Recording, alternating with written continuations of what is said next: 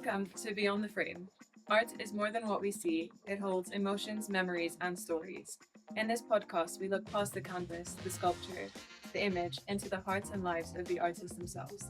By sharing their journeys, we uncover the souls behind each piece and the creative spirits shaping contemporary East African art. I'm your host, Serena, and I'm so glad you're here. Today on Beyond the Frame, I'm joined by Phoebe Ouma, a rising artist whose work blends elegance, storytelling, and cultural identity. Her illustrations are not only visually striking, but also deeply rooted in memory and personal expression, making her one of the exciting voices shaping contemporary East African art today. Phoebe, welcome to the podcast. So, Phoebe, can you share the journey that led you into visual arts and illustration? I guess I can say I've always loved drawing from the time I was very young. I was always like a creative person, and I found that um, this was something that I used in my life, like to connect to people. It was a way for me, I guess, to be noticed in a sense, because I was always that quiet person in the room. So every time I would go to a new place, because I changed schools quite a number of times, about 12 times through my entire life, that was the one thing that I would say was a constant for me. And it was the one thing that when I showed people, they kind of were able to understand who is Phoebe Ouma exactly. Then I guess when I took my degree in fashion design and marketing, I refined my illustration skills a bit more. And I guess I just continued to build on this passion that I already had. And sort of introduced me to digital art at the time, something that I fell in love with quite a bit. And it's shaped, I guess, my artistic style up to now. And how did you then make a complete career switch to deciding to take on artist full time? I think for me, it was a progression. It wasn't just like seeing an absolute no to one thing. It was me talking about the African designers, reading to the articles and like the interviews. And then I did some more exploration in my work through the clients asking me maybe for certain commissions as well. And it just kept compounding and building onto like the next thing. So I wouldn't say it was like a complete like career switch or turnaround because it's like I feel like the fashion it still influences my work, especially my personal work. I like styling it in a sense. I like the beautiful clothes. I actually refer to fashion editorials as well for some of my compositions. So it's still there in the background somehow. They're all compounding something. Would you say there's any other skills from like the fashion marketing, design and marketing side, other than the drawing part that you still use in your everyday life as an artist? I think the design process of just like as like mood boarding, and I feel like that's something a lot of like creatives use as well, interior designers. I think that process has stuck with me in my day-to-day life, just kind of organizing myself and how I decide to like go about a piece. Well, you mentioned that you've moved schools 12 times and that you grew up a little bit in Iowa and then now you live in Nairobi. How is that like just in general as a life journey for you? How did you find that experience from moving from America to Kenya? Which do you prefer? How do you love living in Nairobi? So living in America was like looking at the grand scheme of my life, I think it was just like a little bit because it was, I think, 6 years, 5 or 6 years. Because I started out in Kenya, then I moved to America, and then I came back to Kenya. I think I like it all. But then at different stages, I guess there are parts that I didn't like so much. Coming back to Kenya was like a little bit difficult for me. Um, and I felt like the teachers didn't care as much as like the other teachers who are in America about my artwork, about my writing. Because I feel like they had already seen something in me. And this is just something like most of the kind of teachers like didn't really care about, to be honest. So then I had to be the one who continues like to tell myself like this is good and I have to keep doing it. Because I was really mostly getting that from school. So I think that would be like one of the parts that I miss about it. But then also living in Kenya, like it's a different vibe. It's a different like type of inspiration that it brings to you. And I always like I feel like I'm living like in my dream place, to be honest. I'd like to visit other places, but just like to visit. But Kenya, that's it, like for me. I relate. Do you think you draw the most inspiration from people here, from the landscapes, from the animals? That what is your inspiration that you think is like most deep rooted inspiration into the So country? yeah, that's so hard.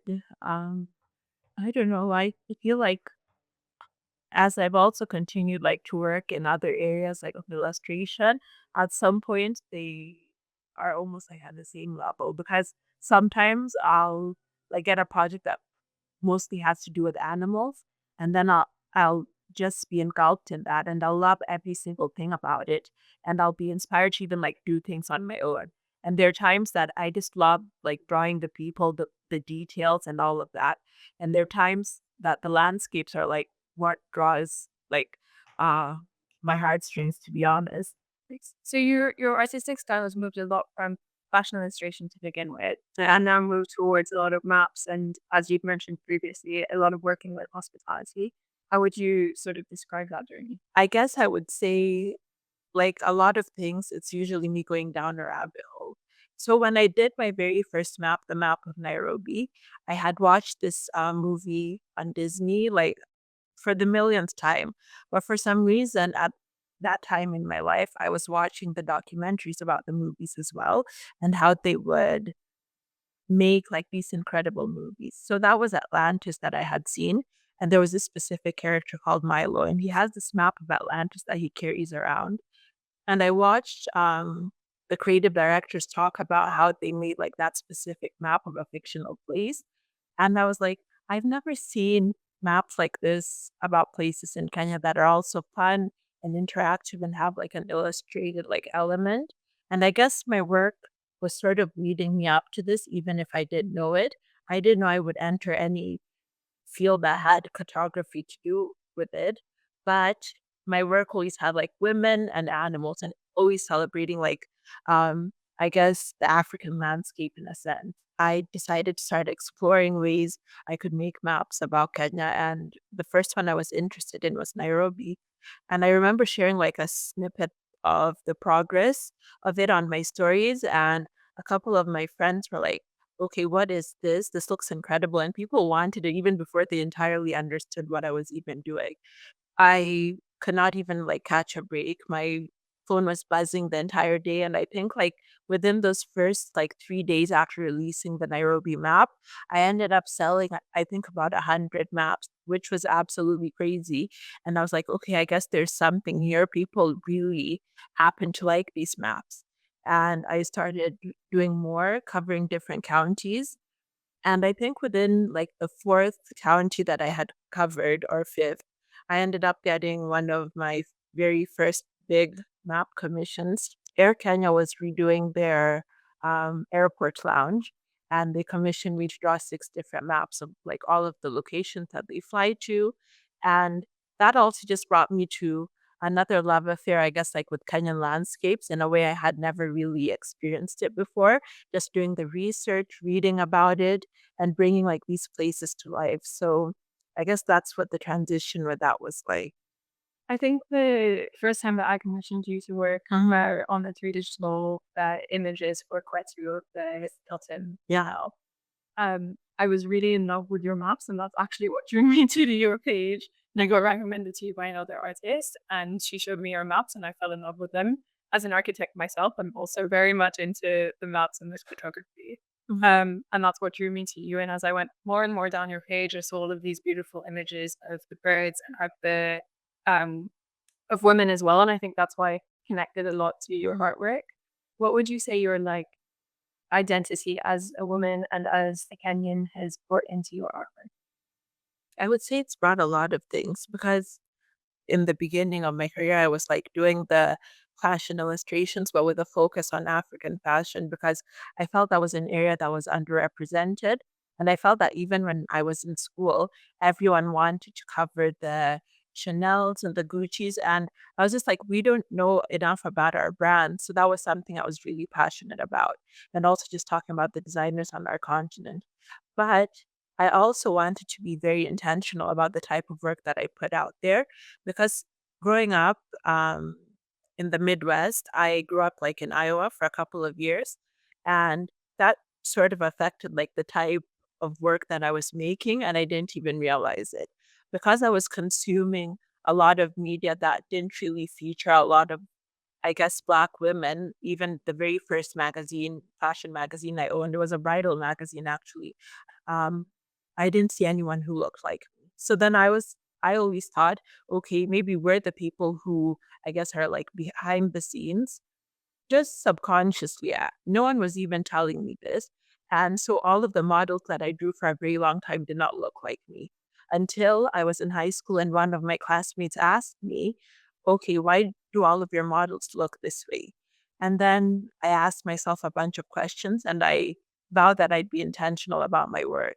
So I guess being a Kenyan woman, being a Black woman as well, I wanted to feature Black women like in a very beautiful light, allowing them to be like at the center stage of this and also for people to still interact and love this work as well. But also knowing what I knew now, I knew that I had this responsibility to put out work that would allow us not just to be behind the scenes, for people to also consume it, I guess, in a different way. I really love that. Do you think representation is a big part of what you want to put out to the audience as well? Yes, it is. It really is a big part of it. Now, in this space that I'm in, when it comes to maps as well, you realize that even when you're doing like research about the way our history has been written, like as Kenyans, there aren't actually a lot of Kenyan authors who've been able like to cover these landscapes as well. And so that's something that I'm super passionate about, even when I'm putting out these maps, that I can be a woman like in this space as well, who gets to share that. And also for more Kenyans to be able like to consume things. I wake up every single day and I'm so excited to cover a new thing about Kenya, to be honest. So representation is important, not just for um the I guess the themes of the work, the people depicted behind the work, but also even the places that we get to cover about the work.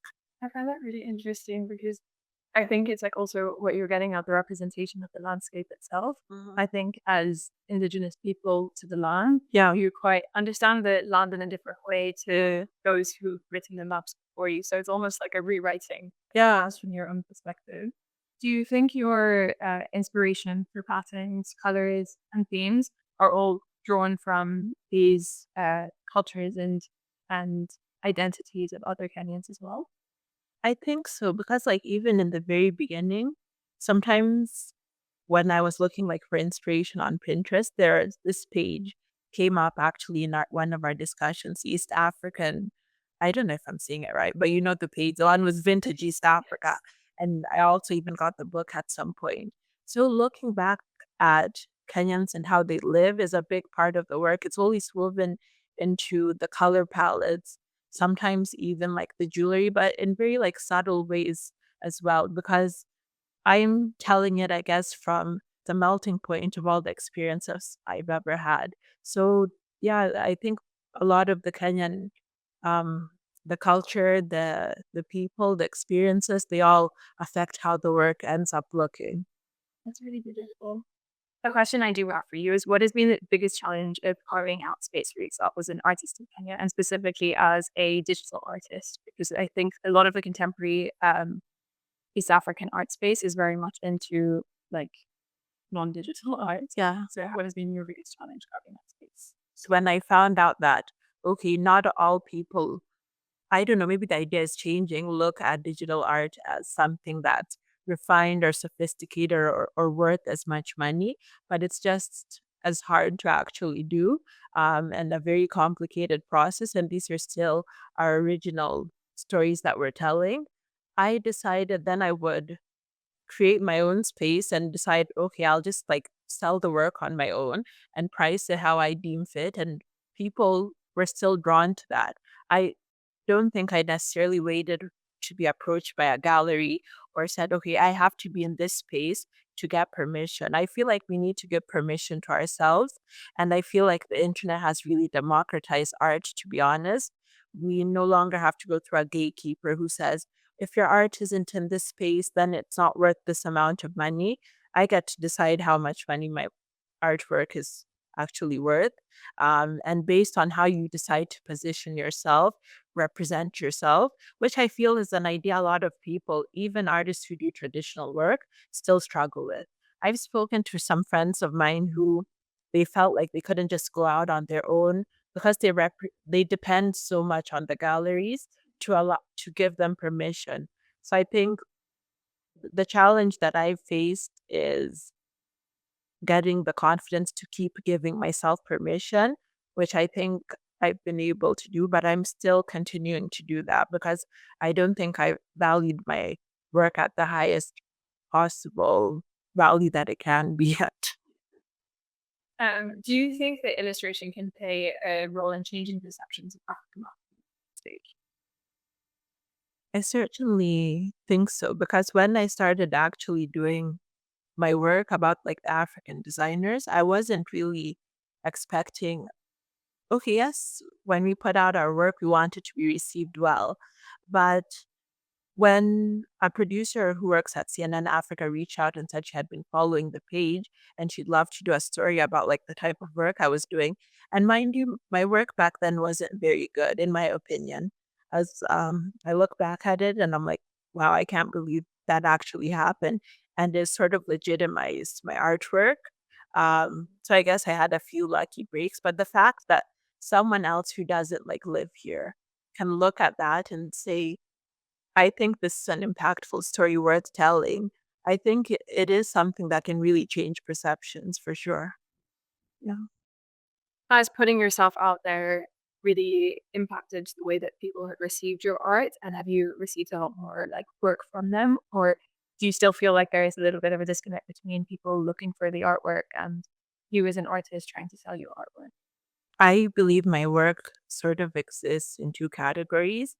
There's Phoebe Ouma, who's like the artist who's being commissioned like by different brands and hotels. And then there are people who just come and like buy the prints for, I guess, just like individual buyers who want it for like their private collections or something like that. I feel like the ones who buy them as prints, that's still growing. And I feel because a lot of people who buy artwork, they probably go to the galleries. And so maybe for them, they're like, but then will this be like as valuable? But then when it comes to the brands, I feel like they've overcome that and they're light years like ahead. I think I'm still working on building the perception for other buyers who want to like buy for their homes to sort of convince them, okay, this is still valuable even if you didn't buy it in a gallery. Do you ever find yourself torn between work you want to do and work that you're commissioned to do? All the time. And there's a point I almost lost myself with the commissions. And actually, as an artist, like that's what you do to have so many commissions that you get to say, no, I'm not available. You get to choose, like to have that choice, say no or yes to something. And there's a point that I did so many commissions that when I was trying to do my own work, like I could just do things for a client, and even if they asked on a they gave me a very short turnaround time, I was able like to come up with these great, amazing ideas. And then when I came back to myself, I was finding myself really struggling. So then I said, I really can't abandon myself because most of the clients who come to the page, I don't have a lot of client work on the page actually. I try to predominantly keep my own projects like at the forefront so that people don't get confused because the client also has like their own vision as well. As much as it's still my art style, it's not something I automatically like would have come up with. So the common thread, I guess, would be my vision that brings the clients to the page. So I'm still working on honoring creating my own work because I really think that's what draws people to the page, whether it's people who just like admiring the work, people who buy the work, or people who want to commission. Is there any time that you've had to take commissions or work that you didn't want to take, or just for the sake of financing yourself, your business? Yeah, in the beginning, especially, since I hadn't established like my target or ideal clientele. So any job that would like come my way would be like, oh, you're figuring out, okay, this doesn't work for me. And I actually took a lot of like family illustration projects or jobs in the beginning. But then I realized, just based on my own personality, it wasn't a space where I could experiment a lot or grow a lot. And if there's one thing I know about myself, I think um as much as like I'm this reserved person, I need for my work to be acknowledged. And I just felt like that was a place where my voice would be lost. And my legacy, like as an artist, like wouldn't really count, to be honest. So I just had to say no to them at some point. I occasionally do one or two, like for a very close friend or for a family member, but I try not to change like my career on those types of super personal commissions. Did you feel like it was a huge risk when you stopped taking those commissions that were bringing in money to focus on things that you actually wanted to do? It was because it's not like I had this new clientele already established. I had one or two commercial clients, and they were the ones in fashion. I was also scared that, okay, what if like work dries up completely and I'll just have to keep doing these things that I don't like? And sometimes I would still do it because sometimes you still have to just pay the bills, but you don't have to put it necessarily at the forefront, your branding as an artist. It's just part of the journey. And it also helped, I guess, with my people skills. I think the personal commissions are where you can get like the harshest criticism, to be honest, about your work more than when you're dealing with the up and actual.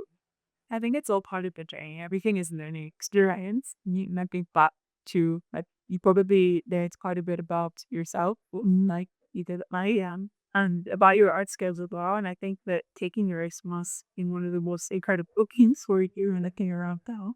Yeah. I feel like being an artist, like that entire journey has shaped who I have.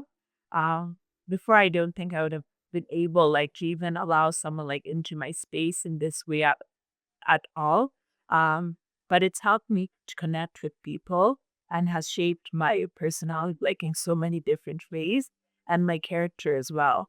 And so it's a game I'll always be grateful for that I get to like move in the world in this way and meet like incredible people because when I think about like some of like the greatest friendships I have, the greatest clients I've ever met, I've met them because of this job. And that's just something I'll be truly grateful for. It's the gift that keeps on giving. How do you see opportunities for illustrators and digital artists growing? I think the opportunities are insurmountable, if I'm being honest. And sometimes I'll get people who, I guess, just other artists as well, who ask me, is there any potential even in this space, considering AI is like taking over everything? Like, is digital art something we should even focus on?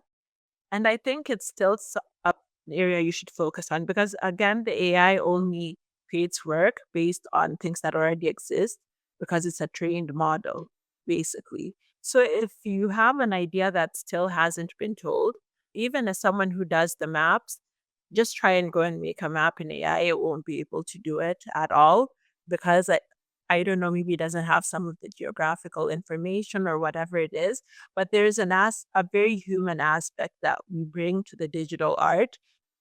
Saying it's digital, that's just a medium that we use like to ultimately create the art. So I think there's so many opportunities, like even for myself, as I've been able to interact with all of the different brands that I've been able to work with in the companies, they really value the artwork. For them, it's about the output, it's about the final product. It's not about, okay, what tool did you use to make this? And if you didn't paint it on canvas, then we don't want it. It's about the end product. So I think if you think about it from that um, perspective and the value proposition that you're bringing, you have to understand yourself as an artist and the value that you bring. There's definitely a lot of like potential in that field, I believe. I think as much as it is a part of the final outcome, your process has such a big part of the final outcome, your research, the way in which you draw. Would you be able to take us through that process from like research to final outcome? So for the maps, let's say a client has commissioned me, and they've asked me, we'd like you to draw a map of the Mara, I don't know, maybe about birds or the botanical life of the Mara.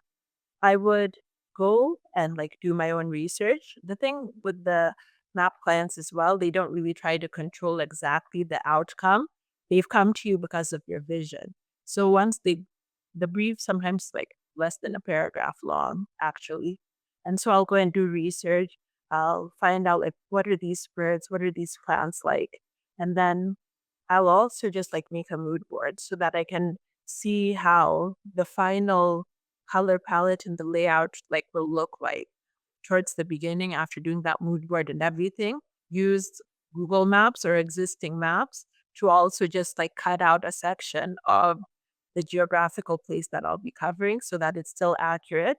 And then I'll trace over that and color it based on like the mood board colors. Although it's not usually a perfect process, but it starts to give you an idea of this is what the final color palette might look like.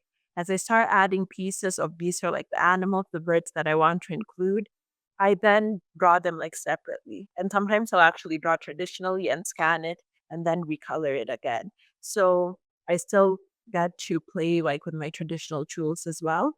And after that, I'll color everything sort of in the color story of the mood board that I had chosen. So that is a bit cohesive in a sense because there's so many like shades to the colors and you don't want things to look a bit off like when it's in the final composition. So now I've drawn these animals, I've colored them, I start resizing them, labeling everything because you have to even like choose the right font that speaks to the language of that map. Each map is so different. And then my maps usually have like this vintage kind of look. I'll usually like stain paper with tea and then age it a little bit. And then I'll scan that and then add it as a layer, as a translucent layer to the final artwork. And then you can see if everything works together. Sometimes I'll need to like sleep on it 1 or 2 days to know if this is really okay. And if I find myself not judging myself too harshly, I'm like, okay, it's good to go. If I feel like something is off, I'll make changes, and I feel like sleeping on it is like the key to it, honestly. I don't think the work will entirely be perfect because as artists we can be so judgmental of how our art finally looks, but if it's 90% there, I think we're good to go. Yeah. I definitely understand that. Related to that, I think every time I draw, not professionally, but as an artist myself, I think every time I draw, it's always like I focus on the things that I know I struggled with the most. And that's why I always end up seeing parts that other people don't see. And then it's also the more you look at something, the more you get tired of it, I think. I think the question running through my mind right now as well is if your process is primarily digital and seeing your artwork always on a screen, do you prefer when you print it out and you see it at large prints? I definitely like it much more when it's printed. Because even for me as the artist who worked on it and saw all those little details, it's still not the same as seeing it on the screen. Like being able like to see it finally like printed out, especially on a really big scale, it just does something to you that it's different from seeing it on the screen. How do you think people feel when they encounter you? Hmm. Well, just based on what they've told me, sometimes they'll go, I've never seen anything like this before. It makes me feel nostalgic, like I've been transported to a different time, which those are all things I want people to feel, especially the nostalgia.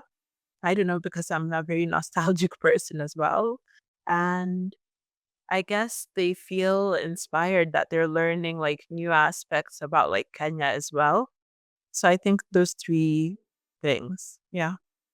I think every time I see your artwork, especially the ones that are a lot more whimsical, it just reminds me a little bit, like you said, of your Disney movie. Yeah. So, like, for me, it's always Alice in Wonderland that comes into mind. So, but Yeah. like, the whimsiness of it. And I really, really love that part. It's funny you say that because the new series that I was working on, Alice in Wonderland, was a big inspiration for me. And not necessarily the characters, but the way anything can happen in that world. For the first time, I was doing a series where, I don't know, there's like a giraffe butler, there's an elephant who's sewing, and like just worlds are completely mixing, are completely colliding. And I love, like in that movie, like anything can happen. Yeah, that's what I do really, really love about your artwork. What themes or projects are you most excited for? I think for now, there are a lot of like personal projects I'm excited to explore. First, my stationery brand because I want it to be like a separate entity, I guess, from Phoebe Ouma. Because I don't want like the clients to be confused, like, oh, okay, we're commissioning like these pieces and then this looks like a little bit different, but I want people to interact with my work in a different way. I'm excited for that. I am going to wind all of this up, ask you a few fun rapid fire questions. So, what's the first thing you do when you get into your studio? I usually just like kind of be numb because I just want the space to be nice and tidy, open up the curtains, and then I'll have like a little sweet treat myself. Yeah, that's the first thing I do. So, when you work, do you prefer coffee, tea, something else? Tea always, Kenyan tea always. Me too. And is there a specific song or playlist that you prefer to listen to?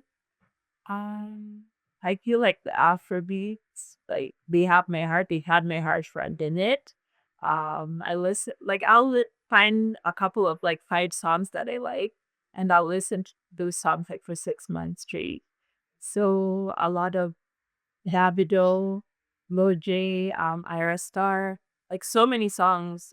I love it all, and they'll just be like on UP, depending on like the mood that I'm in. And sometimes I'll listen like a bit of rap music because I feel like I don't know when I'm frustrated with a client, just need a little bit of hip hop. Get it all out. Yeah, to get it all out. And when I'm feeling like I want to really connect like with my emotions, there's this one song I've listened to it maybe 5 years now. But that's crazy, G. But say, it's by Sinabo Say. It's called "Remember Me," and like that's just that's my song. A piece of advice that stuck with Mm. Yeah. Okay. I think it's actually from one of my clients who I met and became a really good friend of mine.